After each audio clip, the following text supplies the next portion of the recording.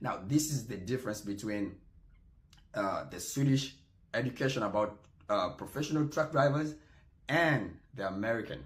Because as I understand, in Sweden, after doing this, this part of the education, you need to do yrkeskompetensbevis, that is professional drivers workers certificate.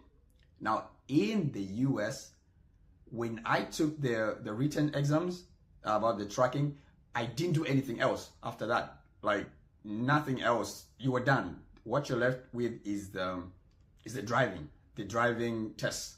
Like when you pass that, then you're good. You're a professional driver. So the only study material you have, that is it. But in Sweden, you have to do equal